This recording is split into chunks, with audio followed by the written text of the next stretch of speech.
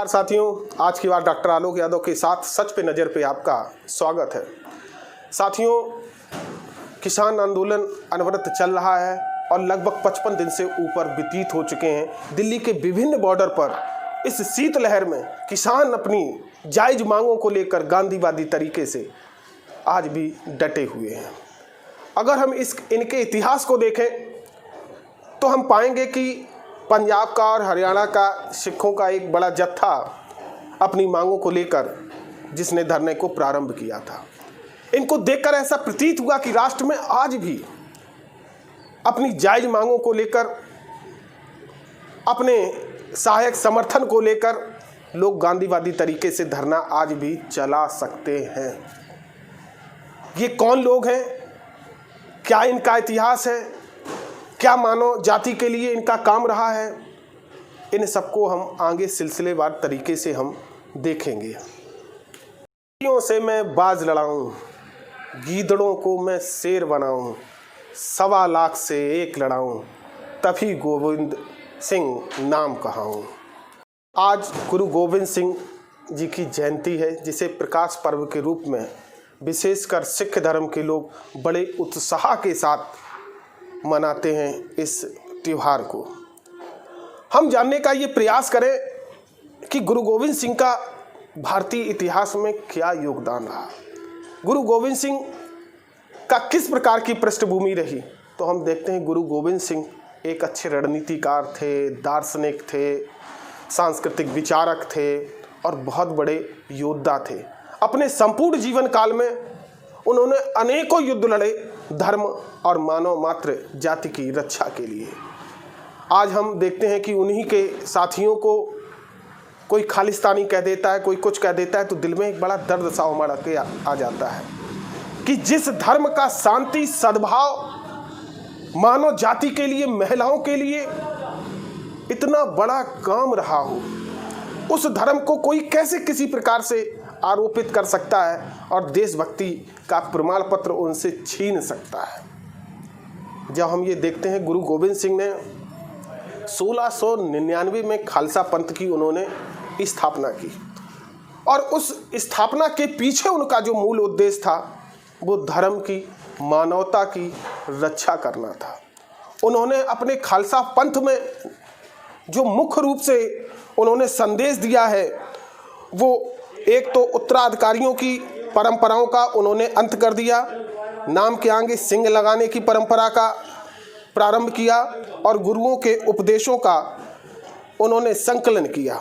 खालसा पंथ में हम देखें कि पहला धर्म देश मानव जाति की रक्षा के लिए तन मन धन सब कुछ न्यौछावर कर देना, निर्धनों, अनाथों और असहायों की रक्षा के लिए आगे रहना, ये खालसा पंथ धर्म का प्रमुख उद्देश्य है।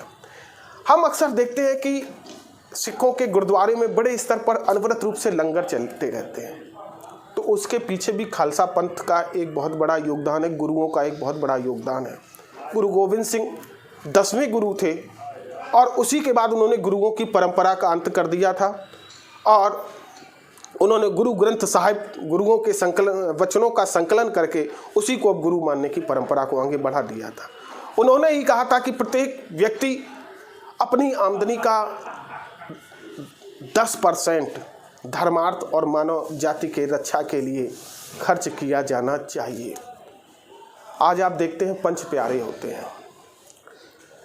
पंच प्यारे बनाने के पीछे उनकी एक बड़ी अद्भुत एक कहानी है, जिसे सुनकर आप रोमांचित हो उठेंगे। उन्होंने एक रैली में कहा कि मुझे मानव और धर्म की रक्षा के लिए योद्धाओं की ज़रूरत है, कौन तैयार है अपना शीश देने के लिए। जब एक व्यक्ति आगे आया तो उसको वो एक कमरे में ले गए और वहाँ खच की आवाज़ आई और तलवार में खून लगा हुआ वो बाहर लेके आए कि दूसरा व्यक्ति कौन तैयार होगा। दूसरा व्यक्ति भी तैयार हुआ, उसको भी ले गए, खून लगी हुई कटार बाहर लेके आए। ऐसे 5 व्यक्ति जो अपना शीश देने को तैयार थे प्रारंभ में, उन्होंने अमृत का प्याला, सिंह की उपाधि और पंच प्यारे और भाई कहना उन्होंने प्रारंभ कहलाया। ये वो लोग थे जो विभिन्न जातियों से आए हुए लोग थे। लेकिन मजहब की रक्षा, धर्म की रक्षा, मानवता की रक्षा के लिए इन्हें पंच प्यारे की उपाधि दे दी गई। केस, कंघा, कड़ा, कच्छा रखना इनके लिए अनिवार्य कर दिया गया। अब हम लोग ये देखते हैं गुरु गोविंद सिंह की वाणी कितनी मधुर थी, कितनी लोगों में मानव मात्र को बढ़ाने वाली थी। उस पे एक नज़र आप स्क्रीनशॉट पे डालिएगा। गुरु गोविंद सिंह ने कहा, बगैर गुरु के किसी को भगवान का नाम नहीं मिलता है। अपनी कमाई का 10वां हिस्सा दान करना चाहिए। जब आप अपने अंदर से अहंकार मिटा देंगे तभी आपको वास्तविक शांति प्राप्त होगी। असहायों पर अपनी तलवार चलाने वाला खून ईश्वर बहाता है। इंसान से प्रेम करना ईश्वर की सच्ची आस्था और भक्ति है। श्री गुरु, मैं उन लोगों को पसंद करता हूँ जो सच्चाई के मार्ग पर चलते हैं। अज्ञानी व्यक्ति पूरी तरह से अंधा होता है, वह मूल्यवान चीज़ों की कद्र नहीं करता है। इंसान से प्रेम करना ईश्वर की सच्ची आस्था और भक्ति है। श्री गुरु जी कहते हैं, मैं उन लोगों को पसंद करता हूँ जो सच्चाई के मार्ग पर चलते हैं। इतना मानव की कल्याण मात्र के लिए काम करने वाले लोग क्या राष्ट्र के विरुद्ध कोई काम कर सकते हैं?